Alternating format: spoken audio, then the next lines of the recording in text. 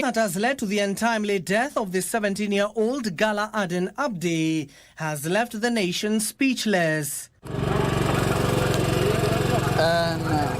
An arrest of 3 key suspects believed to be behind the lynching of a 17-year-old girl after she refused to marry a 55-year-old man has already been made. Gala was then buried that very night. According to the National Police Service spokesperson Mushiri Nyaga, who confirmed the arrest, said the officers acted swiftly to apprehend the key suspects, with investigations into the circumstances surrounding the death of Gala Aden Abdi are ongoing. Nyaga emphasized that the authorities must be allowed to conduct their work without prejudice. This coming barely hours after the Principal Secretary, State Department for Gender and Affirmative Action, Anne Wangombe, while condemning the heinous act, said such harmful cultural practices should not be used to justify violence against women and girls. Days of impunity are long gone. And as a government, we have taken a very firm stand that all the perpetrators are going to be identified and they are going to be arrested and prosecuted. There will be no hiding place for those people who cause abuse, harm, or take away people's lives. Innocent Kenyans will not die in the hands of these criminals. The 3 suspects who are in police custody are expected to be arraigned on Tuesday once processing is complete. Abdi Aziz Hashim, Legends Edition. Preparations are underway for the release of Stephen Munyaho, a Kenyan man who had faced execution in Saudi Arabia following the settlement of the 129 million shillings blood money needed for his release and pardon from execution. Speaking in Nairobi on Saturday, the Bring Back Steve campaign strategy committee and his family have hinted at a possible arrival of Munyaho in the country after the end of Ramadan. And especially in those early days when he could call at 4 a.m., and say, leo tumeamka kwa giza. It has been an agonizing 14-year wait for Dorothy Kweyu to see his son Stephen Munyaho. Leo tumeamka kwa giza meant one of us has been executed. And that was difficult, knowing that one day the giza might be on him and I may never see my child again. The announcement that Muslim World League paid 129 million shillings to secure Munyaho from the very jaws of death in Saudi Arabia, coming as a welcome relief to Dorothy and her family. Seeing where we have come from, I cannot complain because kuna nuru gizani. I think one thing first to just thank you for walking the journey with us, yeah? Munyaho was convicted of manslaughter and sentenced to 5 years in 2012 following a fight which led to the death of his Yemeni colleague in April 2021. However, the victim's family appealed, resulting in an enhanced sentence of execution in 2014. Following the settlement of the amount, Munyaho fully acquired his freedom but remains incarcerated at the Ban prison in Jeddah, awaiting the finalization of his release process. But the process of release takes time.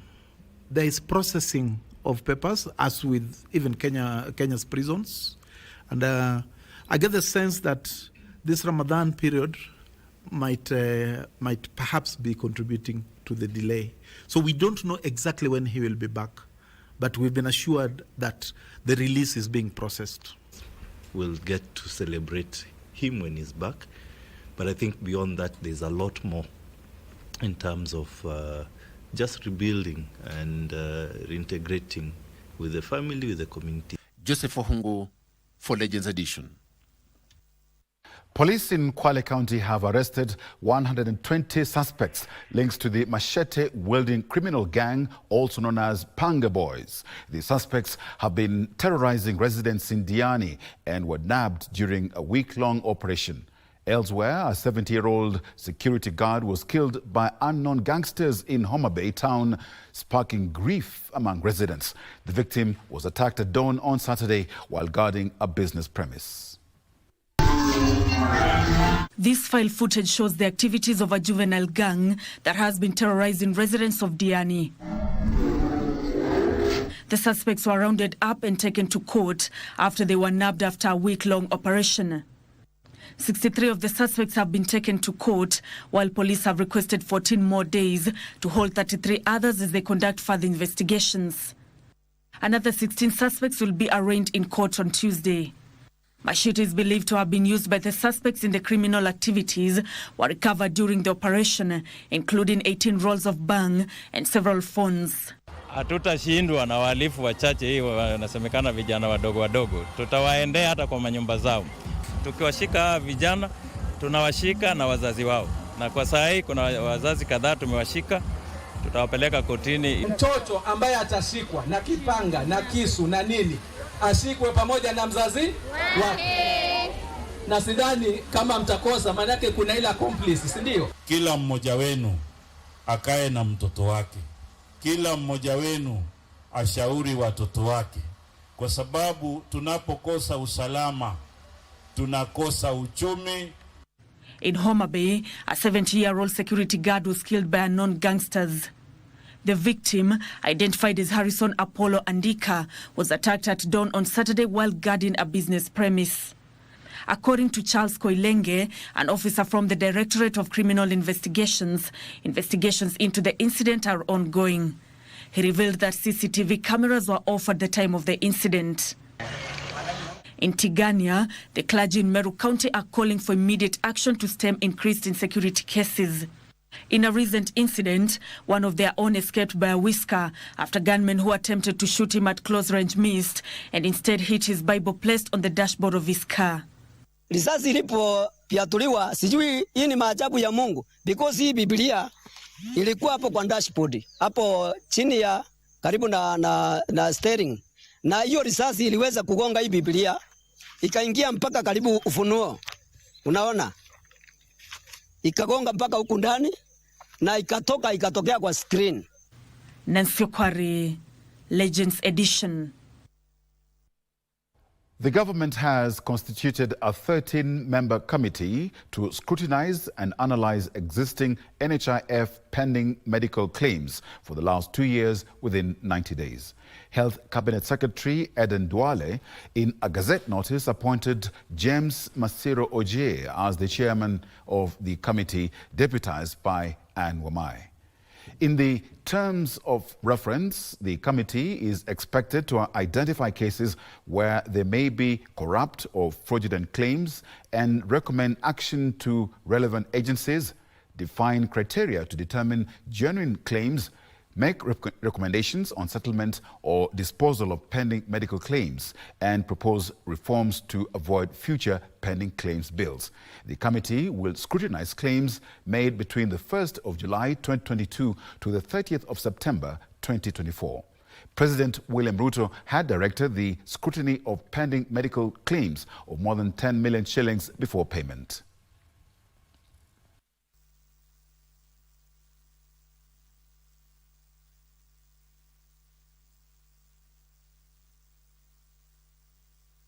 Assembly Speaker Moses Wetangula has called on Kenyans to unite and build the nation.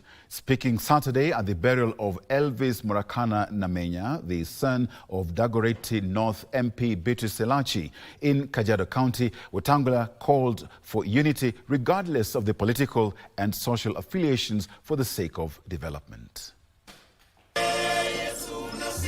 Calls for unity dominated the burial service of Elvis Murakana Namenya, the late son of Dagoretti Member of Parliament Beatrice Selachi, who was laid to rest at Nalepo village in Kajiado County. I just want to say, I want to thank God for the life he gave Elvis. I think after Mass, you always feel that indeed it is very painful. National Assembly Speaker Moses Wetangula led other speakers in calling for unity of purpose to overcome challenges facing the country. Wale wako nje shouting from the touchline as the game is going on. Come in so that we can build our country. Because at the end of the day, a rich, prosperous Kenya is a rich, prosperous every Kenyan. Perhaps it is time, I don't know in what format, but we need to talk to each other and stop talking at one another and stop pointing fingers. And we need a moment to heal the nation. Because if we don't heal the nation, we'll be tearing this country. And this is a country for all generations. Wetangula further indicated that the forum offered a reflective moment that beyond leadership and politics, there is family. We have no spare country. We have no other Kenya. We have only one Kenya.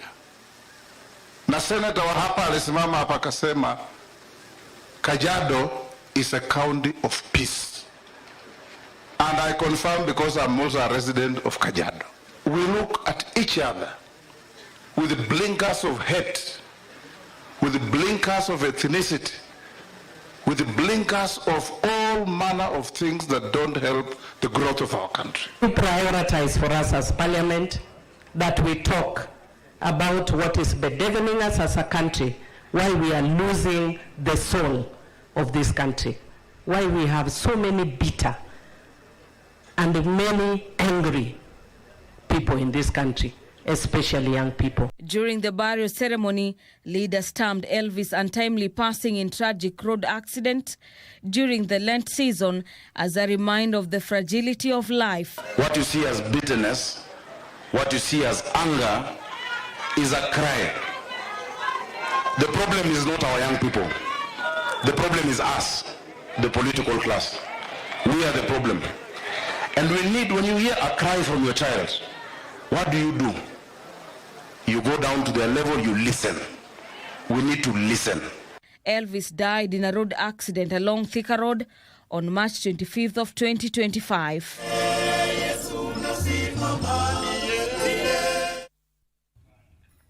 May the soul of Elvis Murakana Namenya rest in eternal peace. A family in Gitembene, Meru County is appealing for medical support for their 18-year-old boy, Ronnie Mugambi, who was diagnosed or who needs an elbow replacement. Ronnie, who was diagnosed with Ewing sarcoma, a form of bone cancer, needs 1.5 million shillings to undergo the procedure in India. In November 2024, Ronnie Mugambi, who was then writing his KCSE exam, was diagnosed with Ewing sarcoma, a rare and aggressive form of bone cancer. According to his mother, Zipporah Mwari, this came after months of persistent pain and a series of medical tests, including scans and biopsies, which confirmed the condition. Kidato cha 4 ndiye akaanza kugonjeka, mkono ukaanza kupatwa na uchungu, pain, mpaka tunaenda kwa daktari, anapigwa picha, anafanyiwa vipimo, hakuna ugonjwa yoyote inapatikana. Daktari akatuandikia painkillers. Hizo ndizo amesurvive nazo kutoka hiyo February mpaka mwezi wa 6 hivi, ndio sasa mkono ukaanza kufura. Ronnie immediately began an intensive chemotherapy regimen, undergoing 3 rounds of treatment in an effort to shrink the tumor on his left-hand elbow. Bado tukafanya MRI na ikuonyesha kitu chochote. Hakuna ugonjwa ulipatikana. Daktari tena tukamrudishia report, naye akasema tena tufanyiwe kipimo ya biopsy. Sasa hiyo biopsy ndio alienda akafanyiwa, na hiyo ndio ilisemekana Ronnie akona ugonjwa ya cancer. Given the urgency of the situation, his medical team recommended an additional round of chemotherapy to stabilize the condition, followed by immediate surgery to remove the affected bone and replace it. Nayo operation inagharimu 1.5 million. Tunauliza tu Wakenya wapate kutusaidia, mtoto apate hiyo pesa ya kuenda matibabu.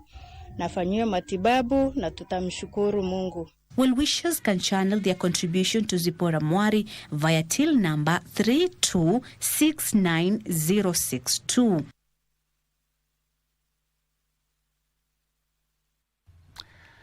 Well, it's time now for our very first break. Don't go away. Stay with us. Plenty more on the other side.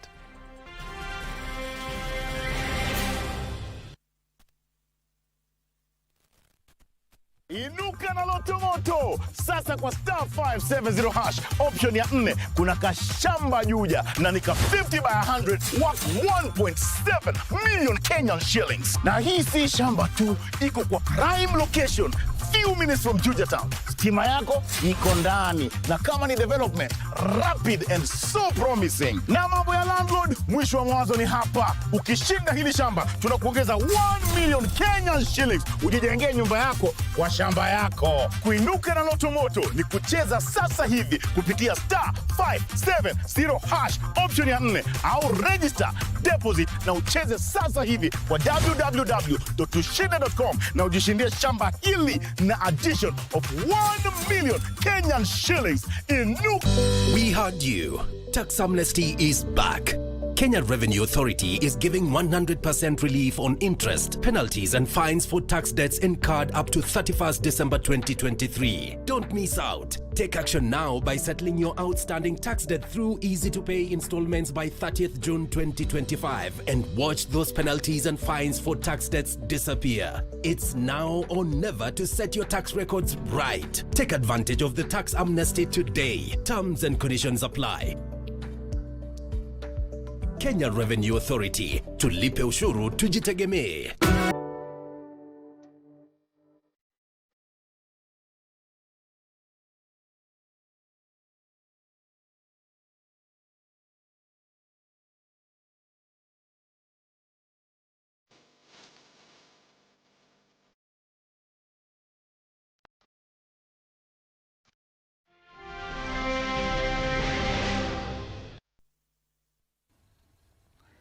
Welcome back. Thank you for keeping it Legends Edition. The late Kenneth David Kaunda, the father of Kenya Broadcasting Corporation journalist Alvin Kaunda, has been laid to rest at his home in Nina Greenville in Alego, Siaya County. Kenneth Kaunda died on the 9th of March after a long battle with esophageal cancer. It was a somber mood at Nina village in Alego, Siaya County, as family and friends gathered to bid farewell to the late Kenneth Kaunda, the father of a KBC journalist, Alvin Kaunda. The late has been hailed as a loving and kind person who embraced everyone in the society. Nimekubali kwa sababu pia babangu alikuwa yuangaika. Sasa mimi nikiona nilipoona pale kidogo akikata roho, sawa iliniuma kwa sababu wajua utakuwa sitamuona tena. Lakini naomba Mungu afadhali apumzike. The late Kenneth Kaunda was diagnosed with acute gastric duodenal ulcers in 1998, which later, after medical interventions in 2022, revealed he had esophageal cancer. Because Kaunda is somebody who suffered for long, and his suffering was very torturing. It was torturing for me and my children. He succumbed to the disease on 9th March 2025 at the Kenyatta National Hospital, where he was undergoing treatment. His son, who is also a reporter at KBC, Alvin Kaunda, recalls the last moments with his late dad. I remember also this time the doctor actually called us to a private room, the family, and he explained to us that the situation of my dad had worsened, and all we had to do was just pray. You proved what my dad used to tell us, that friends will be there for us more than family. The late David Kaunda is survived by 5 children and a wife. For Legends Edition, I'm Christine Matunda. Our families, our prayers for the family, and may the soul of the late Kenneth Kaunda rest in eternal peace. Mtangazaji Cooperative Savings and Credit Society has announced a 10.85% dividend payout on members' deposit and 14% on share capital during its 19th annual general meeting. Faith Olera, an auditor from the Ministry of Cooperatives, commended the Sacco on its steady growth. She attributed the increase in dividends to sound financial decisions, urging the Sacco leadership to diversify its investment portfolio for higher returns. During the meeting, the board members were re-elected unanimously. Members of Mtangazaji Cooperative Savings and Credit Society gathered on Saturday morning for the 19th annual general meeting in Nairobi. It was a hybrid meeting that saw members outside Nairobi follow the proceedings virtually. It is here that the Sacco, through the auditor from the Ministry of Cooperatives, Faith Olera, announced a dividend payout of 10.85% on member deposits and 14% on share capital, an increase from last year. So over the years auditing Mtangazaji Sacco, there is huge growth in the loan book. There is also huge growth in the in deposit, members' deposit, which is key to the society. When there is increase in deposit. Olera commended the Sacco for the steady growth, urging members to take advantage of the products by the Sacco for self-development. Brenda Odera, a cooperative officer from Starehe constituency, hailed the Sacco leadership for upholding the principles of good governance, adding that the cooperative bill currently before the Senate will give impetus for better management of Saccos. The reason why the leaders were retained is because of the confidence that the members have in them, because they've seen growth in the society, and also they are confident that their funds are being well managed in the society. Mtangazaji Sacco Chair Lady Winnie Cherono urged members to continue investing in the Sacco, pledging to enhance recruitment of new members and diversify the portfolio. We were able to get new members, and this one, I believe, is what is making members to want the team that is in office to continue. Kama hatuna members, hakuna Sacco. So remember, recruitment is very important. Add your shares, pesa ni yako. Sazile tuna announce 10.8, when ndio unajua uko na ngapi kwa mfuko. So I pledge that with the team, we are going to ensure that your resources are managed prudently. During the meeting, Nicholas Kigundu, Nyagaka Ontieri, Stanley Mwangi and Catherine Achenga were re-elected to the board unopposed. A section of female military veterans are calling on the government to streamline the Veterans Bill of 2022, meant to enhance a smooth transition from the service to civilian life. The retired officers operating under the umbrella of Females of Valor Association of Kenya say incorporating all the officers, including those who left the service before the enactment of the bill, will alleviate various challenges they face when reintegrating into civilian life. Men and women who join the military to serve and protect one's country are considered patriots for their sacrifices to the nation. I was one nurse that was doing the national activities. I used to do the first aid when there were national activities, and I was the rescue nurse. So if there was anything that to be rescued, they knew I was Millicent Ngare. I could be taken to Isli. I board the helicopter with the doctors, and then we go and rescue.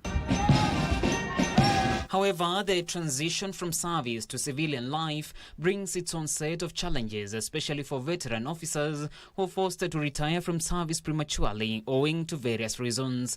So the challenges came about when sometimes you feel that you are overworked because you have done your nursing duty, and now you need to go and do the military duty. But that was military by then. I was a young girl. So when things became tough, maybe as all of us wanted to start our own families, I had to retire prematurely. And that time I had not attained the years they needed, so I was discharged with no pension. It is against this backdrop that a section of retired female military officers under the umbrella of Females of Valor Association of Kenya are now calling for the streamlining of the Veterans Bill of 2022 to ease the transition. I wish there would be more communication with the veterans because they do it digitally. Not everybody is in that digital space. So maybe I don't know how they'll reach people in the grassroots, because you can see we are only how many? We are very many. We are spread all over Kenya. So I'm sure there's a person somewhere who does not know how to reach this organization and get this benefit. The veterans have at the same time decried financial instability and the challenges they encounter in pursuit for quality medication. After that, now, you know, we are getting older, we are aging. So medical for me has become a challenge. And having left without finances, it's quite a struggle. But I'm happy about this veteran bill because I'm seeing good things coming. If they incorporate this and then think about us so that they also give us the medical, because medical is a challenge. Majority of the people are suffering and we don't have the money to go for hospitals. Having served and acquired professional skills during their tenure in the military, the veterans are also appealing for opportunities in various professional fields to continue serving the country. If at all there could be opportunities, chances in the military hospitals, I wouldn't mind. They can reach out to me. I could give back service to the country. If we can be incorporated in the national levels and the county level, it would be a great idea because majority of us, we are able to work. It's only that we don't have access. We are ready to be used in Kenya. We are ready to serve Kenya even more as retirees, and we are looking forward to achieve more as an association. John Kahiro, Legends Edition. President William Ruto is set to tour key flagship projects under his administration starting next week as he tours Mount Kenya region. The head of state will launch several road projects and markets, as well as inspect the progress of affordable housing projects in the region. John Jacob Kioria with details of the president's diary. The tour, expected to begin Tuesday, will see the president tour Laikipia, Nyeri, Murang'a, Kiambu, Embu, Tharaka Nithi, Kirinyaga, Nyandarua and Meru counties. In a move political pundits argue is meant to woo the restless region following the impeachment of his former deputy. The president will visit and launch key flagship projects and programs. At the Mackenzie Affordable Housing site in Murang'a County, the installation of windows and doors is ongoing, with the project in its final phases. This is among the projects he will visit to assess the progress. Kuna wengine wanalia usuru iko juu, tunakatwa pesa, zinaenda kwa nyumba, wao ni kuajiriwa, ameajiriwa. Hawezi wakajua shida yenye uko na vijana wa jua kali. Wengine ni vizuri kuelewa, hii usuru ikipatikana inaenda kusaidia maybe brother yako, sister yako mwenye hajaajiriwa. Sasa tukilalamika wenye hawajaajiriwa atafanya nini? Youth and other minority groups in the area are the beneficiaries of installation contracts. Hakuna mtu ambaye anakuja hapa anakosa pesa yake ya kukula. Kwa hivyo hatuwezi tukasema ati ya kwamba hii mradi uko hapa umeleta hasara kwetu. Yote tutasema ni faida. Na dirisha moja unasikia kijana mmoja tunamlipa dirisha kutoka 700, 800. Kwa hivyo huyo kijana hata nawaambia msiende sana, mkiwa wawili mtengeneze dirisha 4. Kwa hivyo kila kijana siku moja anaenda na 1,000 na kutoka 500. Also in the president's diary of events is the inspection of Ruringo Affordable Housing Project in Nyeri Town constituency. The project is ongoing with over 200 young people employed to work directly or indirectly on the housing project. Kwa siku mimi nafanyia shilingi 1,200 mali hapa kama fundi.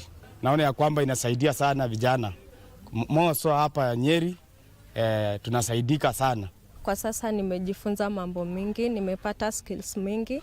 Nikikuja hapa hakuna kitu nilikuwa najua, lakini kwa sasa naweza fanya kazi mingi. Naweza kuwa nimefanya survey works, hata kwa sasa bado nafanya hiyo. We have 468 units in all the blocks. We have the school. The school comprises of admin block, 3 classroom, and the dining room. Nyeri is also home to yet another affordable housing project, the Blue Valley Housing Project. Here, 381 housing units are nearing completion. We've employed in this project around 180 personnel roughly, and estimated, but it always goes up to around 220 sometimes. When there is minimum job, we have maybe 100 people, but estimations of 180 personnel on site always. Hii project iko sawa juu yani kazi tunafanya iko sawa, na pia naona inatusaidia. Kwanza kwangu mimi inanisaidia. The Gishogo Affordable Housing Project in Kirinyaga, which has 110 units divided into studios, 2 and 3 bedroom units, will also be among the projects inspected by the President. The project is 80% complete. Local artisans who fixed windows and doors have since received their payments for work done. Hizi ndisa munaona za chuma ndio tulitengeneza na malipo tulilipo vizuri. Hatukucheleweshwa pesa zetu na tukalipa wafanyikazi wetu. Tulikuwa na vijana almost 100 wale tulisaidia nao kutengeneza madirisa na milango. The government has also rolled out construction of markets as part of its economic stimulus plan to spur economic growth. The President will inspect the progress of construction of some of the markets that include the Makutano Market in Embu and Field Marshal Market in Nyeri. Na tunashukuru kwa sababu kwamba the information ambayo tunapata kwa sasa ni kwamba already iko katika gazettement, na kwa hivyo inamaanisha kwamba very soon watu wetu ambao wanahitaji kuwa katika mahala pazuri, kwa sababu tuko watu wengi sana. We are over 3,000 traders. President Ruto's visit will also include engagements with local leaders to discuss the impact of the projects. John Jacob Curia, Legends Edition. Meanwhile, a section of Mount Kenya MPs are urging residents in the region to welcome the president during his week-long tour of duty in the region. Led by National Assembly Majority Leader Kimani Ichung'wah, the leaders who have retreated to their backyards to plan the development tour say the region is ready to welcome the president. According to Ichung'wah, the tour will also provide an opportunity for the president to highlight the progress of development projects in the region before and after the 2022 polls.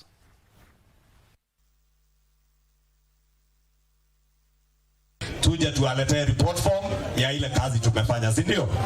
Kwa hivyo niseme, even as we prepare for the coming of the president to our region, sisi tutamkaribisha kwa mapenzi, tukijua hii serikali ndio serikali tuliunda na yeye.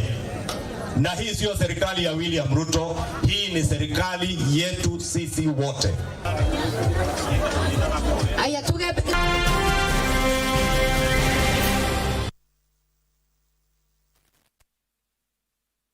Kupitia *570 hash tunakupa nafasi ya kuchomoka na this beautiful Mazda Demio. Enjoy a beautiful clean semi-leather interior, low mileage, fuel-efficient 1300cc engine, great for personal use and business. Ukitaka kujishindia gari hii, kucheza ni rahisi sana. Chukua simu yako, bonyeza *570 hash, chagua option 3. And for only 35 shillings, hii gari inaweza kuwa yako. Kumbuka kucheza mara kadhaa, because the more you play, the higher chances of wewe kuwa mshindi. Mungu ni mwema, asante Mungu. Ile nitakuwa naendesha hivi.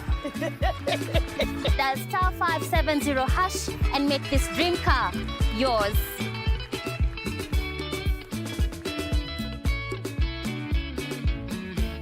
Cheza Loto Moto. Inafaa mletewe pasta, awaombe, mutakaswe, au mwage maji ya baraka nuksi ziishe. Jackie, sisi enemies wetu tunawajua. Well, try me. Just keep off. Then watch me na mzaetu sote mambo yetu kando. Jackie, can you be trusted? Na wewe na Alex mmekuwa Kijana wangu.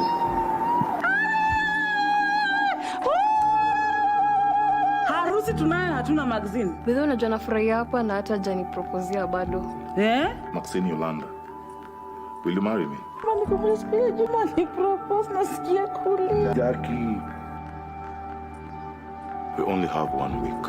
Mtu ana blackmailiwa kwa zeni accomplice to murder. Hana hata pesa kupeana. Sasa anataka kulipa mali. That's why I'm telling you, tafuta dema kuna ganji bana. The rest of my life. My sister happened to go to her friend's place for a sleepover. Yeah. And she had gone there for a sleepover as well. Then from there, you see everything was flowing. They're like, you see that pulling, and I'm like, oh my God, what's this? What's this? What's so special about that specific date? He knows how to treat a woman. Oh, really? It made me feel so special, like the princess. Are you not thinking this man is moving too fast? Is it not scaring you?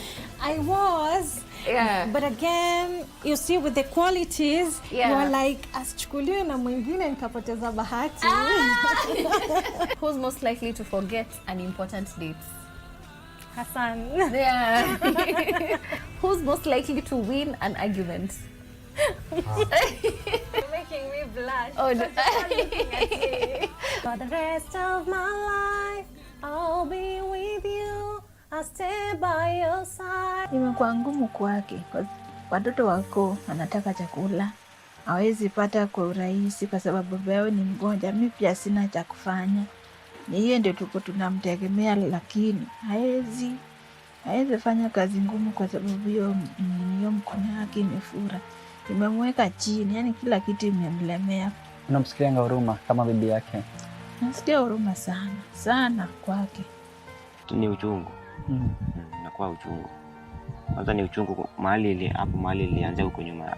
Huko naye ni chungu tu kidogo tu. Mtu akiguza naye tu ni uchungu, lakini imefura tu hivi. Najifunga kwa nyuma. Ndio tena mimi naibika sana. Naibika.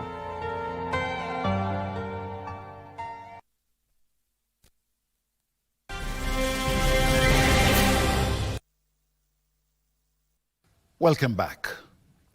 In the heart of Kibera, where the challenges of everyday life are often underwhelming, there's a different story unfolding, one of strength, hope, and transformation. Meet Winnie Muya, Lavenda Odhiambo, and countless other young mothers whose lives were once defined by isolation, shame, and struggle, but are now being rewritten with the help of Polycom Girls, a lifeline for those who thought they had no chance. Our reporter Ben Chumba brings you the inspiring story of these young women, a testament to resilience and the power of education. It's proof that with the right support, anything is possible. Nimezaliwa mtaa wa Kibra na kitu ambacho nafanya katika hii project ni kuonyesha wenzangu ambao tumezaa nao mwaka uliopita na hizo zingine that tunaweza make it in life. In 2020 she was pregnant, alone and abandoned by her own family. What happened to me is that tulizaa the same time na mamangu, but what separated us ni month. But Polycom found her, offered her the care she so desperately needed, and showed her there was more to life than the challenges she faced. Wakangana na mimi until nikajifungua Kenyatta, wakanilipia and then wakanirudisha shule and nimemaliza last year. At 15, Winnie was a victim of both teenage pregnancy and the harsh realities of an unforgiving world. She was chased away by her mother and pushed into early marriage, a decision she now regrets. Mimi nilikuwa nimeoleka at some age, natoroka, nakimbia naoleka, natoroka, then wananirudisha back to retrieve me wakinionyesha you are a very important person. Wewe si mse mwenye unavaa ufanye nini kuwe kwa ndoa at your age. Through mentorship and support, Winnie found direction. She now dreams of studying photography and community development so she can mentor others facing the same struggles. Unapata mse tuko the same age but akona watoto karibu 3. And then anaoleka huku wengine. Hadi I had my step sister alibidi akatoa ujauzito sababu mwanaume anakuruka, utafanya aje? Na pale mtaa unarudi mzazi akusaidi. Winnie's journey mirrors that of many young mothers in Kibra. Lavenda Odhiambo, another beneficiary of Polycom's transformative support, recalls her painful isolation. Everyone was like, you can't even associate with Lavenda, you can't be with Lavenda because she'll teach you this or that. And with that, for the longest time I would put myself in that space of isolation, not wanting to associate. It brought a lot of depression at some point. I wanted that, sense of belonging, which I didn't find as much. Now she runs her initiative targeting teen mothers, teaching them that they can still pursue education despite their circumstances. Many people didn't want to associate with me, and it made me question, like, how many girls go through the same thing in the informal settlement and they don't speak about it, or maybe they don't even get the space. And with that, I saw it fit to just bring, it's like bringing the love to them, the love that I feel like they didn't get for the longest time. Today, Lavender is an inspiration to many. I was able to go back to the university, did my course in community development and social work, and here I am right now. It was just to make the community understand that there is still potential, even with the thing that we feel like it's a mistake. It's not a mistake that is going to block their future. But it's not just education that these young mothers need. Financial literacy is a key pillar of their empowerment. We've really encouraged them that even if they earn a small amount of income, be it 1,000, be it 500 Kenya shillings, they can save at least a small portion of money which can be able to assist them. Some of these girls never even went to high school. So having these certificates, especially on financial literacy, is a reminder to them that I have a commitment to myself. These women are not just learning to survive, they are learning to thrive. Sexual violence, we only look at the perpetrator. What was done to the perpetrator? He was apprehended, he was taken to court, but nobody thinks of the survivor. So I decided to stick with the survivor and just understand why she was doing this, And out of that, being a grassroots woman, someone advised me that this is a very good initiative. These young women are more than just survivors, they are warriors. They are rewriting their stories, proving that no matter the challenges, there is always a path to a better tomorrow. Mungu mimi ananitambua, naweza kaa chini na yeye hadi tuongee. Na nikiona anaenda wrong naomba nyewe hujafanya vizuri. Na mimi mwenyewe sahi nasema najimekea decision sababu time hiyo ilikuwa ni hata make decision na hata imake in a negative way wewe utataka. But for now tunaweza kaa chini na to discuss like we have that bond. In Kibra, one of Africa's largest informal settlements, the future is no longer defined by poverty and despair. For these young mothers, it is a future built on hope, education, and the unwavering support of a community that believes in their potential. Their journey has just begun, and with every step they take, they are lighting the way for others to follow. Ben Chumba, Legends Edition.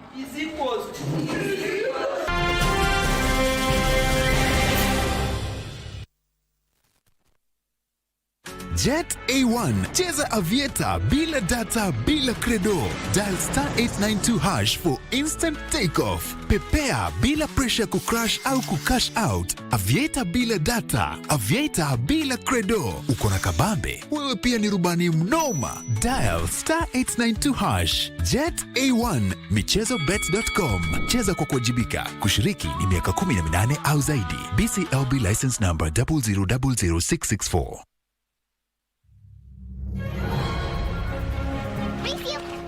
Careful, Dad said. That's your favorite one right there. There you are. Want to go swimming later?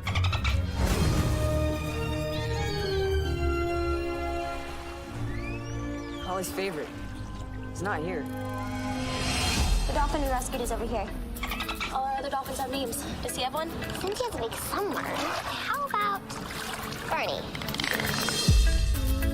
Got it, Mr. Mills. Crazy environmental not to see those eggs will cost us millions in fines. What do you think about buying that fish hospital? What are you talking about, the marine habitat? What are we gonna do? Dad's boss. He's not gonna build an ocean theme park. Something sure smells fishy around here, Bernie. And it ain't the fish. We gotta jump. Let's book it. Come on, come on.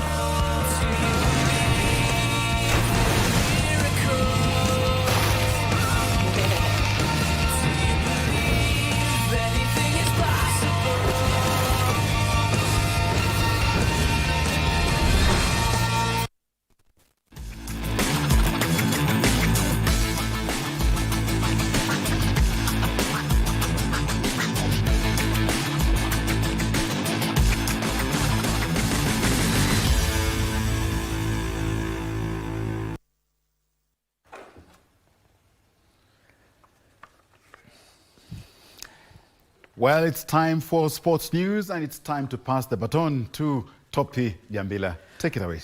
Thank you, Edmund, and I received the baton with vigor. And now for the sports news. It's a very good evening, all the fans wa michezo, popote pale mlipo. We're here on the Legends Edition. Now, we start off with rugby, where it was a day with athletics, where it was a day of medals galore for Kenya on Friday night at the ongoing World Masters Athletics Indoor Championships in Alachua County, Gainesville, Florida, USA. 2 gold medals and the silver were bagged by Kenya team. Let's take a look. Eric Maugo Sikuku smashed the world and championship records by winning gold in the 3,000 meters race walk M50 category. He clocked 12 minutes 34.20 seconds to erase the old world record that stood at 12 minutes 34.90 seconds and the championship one that was 13 minutes 24.61 seconds. The silver and bronze medals went to Canadian Dimitri Babenko and Mexican Etel Soto Maldonado respectively. The World Masters Association President Margeti Chungman was impressed too with Sikuku's performance. Mazoezi ni chakula yangu ya kila siku. Alafu huko nyumbani pia mimi ushiriki na vijana the seniors. Kwa hivyo I'm a bit sharp. Tukipatana na hawa rika yangu na wanyorosha hivi leo nimewanyorosha sasa hivi. In the 200 meters dash M35 category, Millicent Doro bagged for Kenya another gold as she had anticipated by clocking 24.48 seconds, posting a championship record. The silver went to Sandy Dele Male of France, while Stacey Doni was content with the bronze. I didn't lose focus on 200 meters when I was missing the 60 meters. I was just 60 meters I was putting another medal, and it was easier for me because it was straight. The track was a challenge for me, but I put God first, and now I have the medal now. I'm so happy. Regina Mulatia added another silver to her earlier one by leaping 11.20 meters in the triple jump event W45 category. The gold went to Melissa Foster of Australia, with Francisca Martinez getting the bronze. Sikuwa najua kama nitaweza kufikia hiyo medali, but my aim was to get gold, but nashukuru Mungu kwa kupata hiyo silver. Tutatia bidii na niongeze mazoezi kabisa ndio niweze kufikia hiyo target ya Francis Bowen made his intentions known that he is eager to return home with 2 gold medals when he posted the best time in the 1500 meters M50 in the semis by clocking 4 minutes 11.13 seconds. The final is slated for later tonight. Daniel Kimeli Tanuyu was unlike in the javelin event M60 category when he finished 7th overall with a throw of 37.32 meters.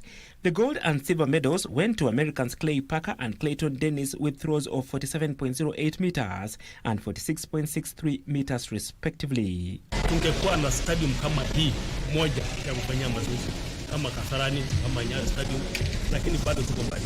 Lakini hii team inajaribu kwa sababu hakuna mtu ambaye amefanya mazoezi huko Kenya indoor. Hii ndio mara ya kwanza yani watu kuja kukompiti. Ngaoje tumeshaenda, lakini kwa wengine ambayo kukata kona mada ni shida. So far, Kenya has scooped 7 medals, 4 gold and 3 silver. The gold medalists are Peter Mwangi in shot put, Francis Bowen in 3,000 meters, Eric Sikuku in 3,000 meters race walk, and Millicent Doro in the 200-meter dash. The championship comes to a close on Sunday, 30th March. As we await more medals from Florida, we move over now to the 7th Hong Kong, where Kenya's Shujaa will play South Africa in the final with the 9th place playoff tomorrow morning, after beating USA in the semi-final play today morning at the Hong Kong Sevens. After beating Spain and losing to Great Britain in the first 2 pool matches yesterday, Kenya suffered a second pool loss of 14-7 against France. Relegated to 9th place playoff, where they beat USA 17-10 in the semi-final. Kenya will now play South Africa, who thrashed Uruguay 33-7 in the second 9th place semi-final today. Stopping King George in Hong Kong, if you don't mind. 10-0 Kenya. 67% of their tries unassisted this season. Here's a solo effort right off the base, and they've got their 3rd try. It's Samuel Asati with the score. Football Kenya Federation Chief Executive Officer Harold Ndege has urged football clubs to prioritize player welfare as a strategy to combat match fixing in the country. Speaking at the gaming operators meeting in Nairobi, Ndege emphasized that inadequate pay and lack of motivation often pushes players into match manipulation. A recent case involves Kakamega Homeboys goalkeeper Patrick Matasi, who has been provisionally suspended from all football activities in Kenya for 90 days over allegations of match fixing. Matasi who also represents the national team, Harambee Stars, is currently under investigation for the alleged offense. Meanwhile, Mozambique country manager Sasa Kimeta has called on the corporate sector to invest more in sports, particularly football, which remains the most followed sport in Kenya. Let's take a listen. For those players who are within the Kenyan football system, we urge them, be a professional, be a sporting personality. Don't get involved in issues of match fixing. The same goes to the referees. The same goes to the administrators.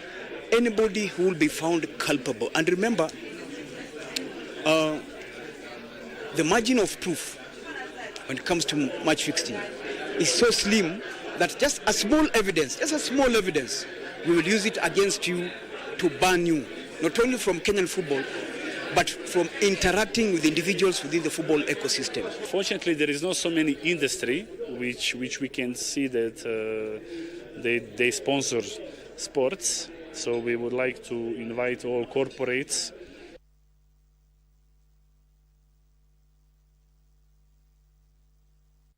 Still on rugby, Kenya Cup. Kabras Sugar booked their place in the Kenya Cup final for a record 10th consecutive time after commanding 45-6 victory over Nondis. In the final, they will face Menengai Oilers, who humiliated KCB 31-8 at the KCB Sports Club to book their second ever Kenya Cup final appearance.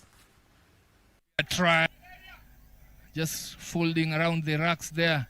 Dukisa with a long throw out, and that should be a try. Of Nondis lines it up and takes it. That line out, and they're punished. Attack there from Cabras, very strong run. Charo goes all the way, scores. Cabra second try of the semi-final. Nondis lose that line out, and they're punished. Attack there from Cabras, very strong run. Charo goes all the way, scores. Cabras and Nondis will help them. And here spreading and stretching out the defense. Nondis and just cuts back in, goes all the way and try again. From esports, Kenyatta University KU student Joash Agutu beat Mombasa top seed Harun Ahmed 3-2 in the final to emerge the new E-League One Tour champion at the esports competition hosted by the Charter Hall, Nairobi. On completion of the event, the government, through Prime Cabinet Secretary Musalia Mudavadi, reaffirmed its commitment to support esports and other sporting disciplines to enable young people fully unleash their potential. Take a listen.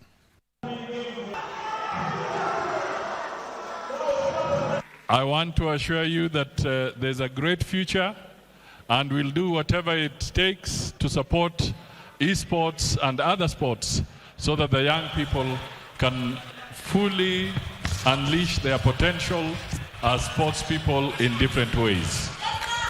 The second thing is, as you play the esports, I want you to also work with us so that skills like coding, as you learn to play, so that you can actually upgrade your skills in coding, and Kenya can become a very, very powerful nation on matters coding.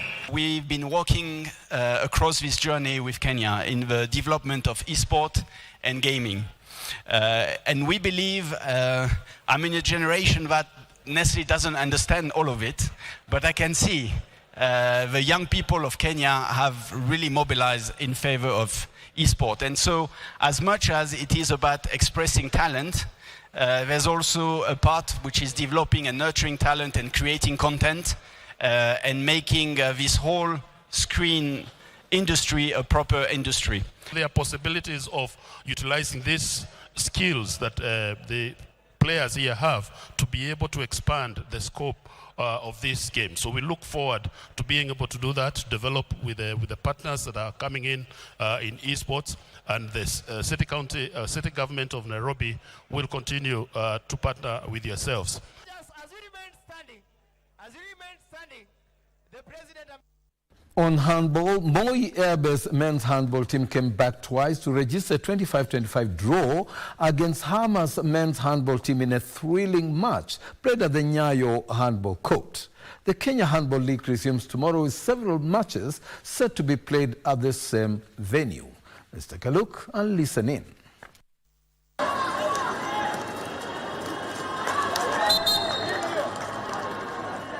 Alex Mwanzia gave Moi Airbase an early lead early in the first half, scoring 5 goals before Hamas Randix Ocheng scored 6 and Elvis Kipeme hit 3 times as the game went into the first half with a 14-11 lead in favor of Moi Airbase.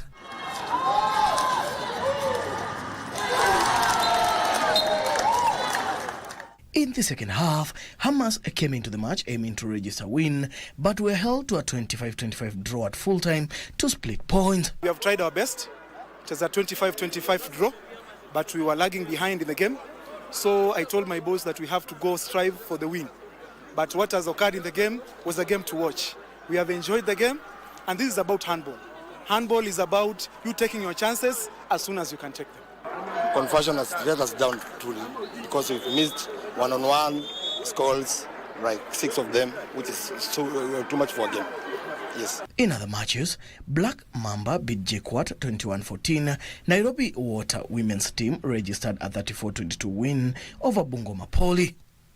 The Kenya Handball League resumes tomorrow with several matches set to be played at the same venue.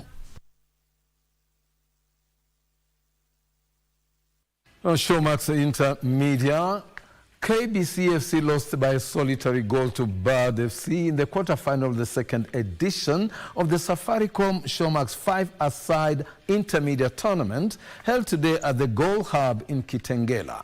KBC finished second in Pool D after playing to a 1-1 draw against KHFC before thrashing Reindeers 2-0 and went down fighting with a 1-0 loss to Santiago in the final group match. In the round of 16, KBC eliminated tournament organizers DSTV via post-match penalties after a 1-1 draw in regulation time to advance to the last 8, eventually losing to Bad FC. The tournament attracted more than 30 media teams, with winners bagging 30,000, second with 20,000 for the first runners-up, while third-place team walked home with 10,000 Kenya shillings. KBC FC observed 1 minute silence in honor of the late player and KBC TV reporter Frederick Parsayo, who died a week ago.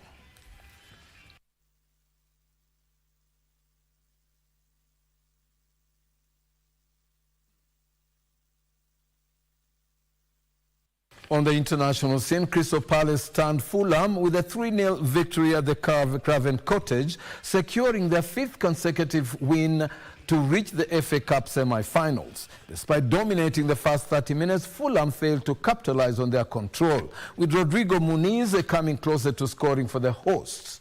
Eberechi Eze broke the deadlock in the 34th minute with a brilliant strike. The England international then set up the second goal with a precise cross, which Ismailia Sarr headed in at the near post. Aiding Nketiah sealed the win by slotting the ball through Bernard Leno's legs. Palace triumph extends their winning streak to 5 matches across all competitions and sees them reach the FA Cup semi-finals for the first time since 2022. Look and listen in. Berger, good ball in, it's 2-0! It's Ismaila Sarr! 4 goals in his last 4 games. Eze turns provider this time. Anderson, Iwobi, Berger. Now it's Willian. He's got to go for it as well. And Henderson, safety first. I'm not sure it was going in, but he couldn't take any chances. Taking too much time. Kamada. Oh, it's a good ball. And Nketiah, is he onside? Well, he smashed it in. Fulham look for a flag. Glasner celebrates. And the Wembley arch looms large for Crystal Palace. What a magnificent victory for...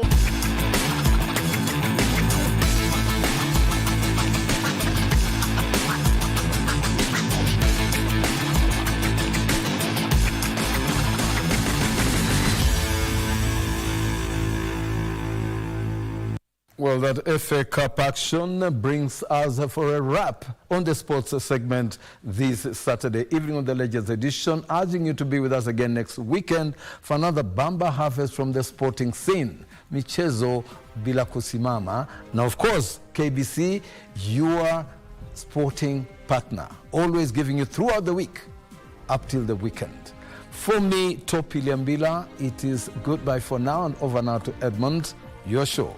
Asante sana Topi, and you the viewer, we don't take the time that you give us for granted. Asante sana. Well, it's time to say goodbye, but there's plenty more on this channel. Stay with us, stay safe, God bless.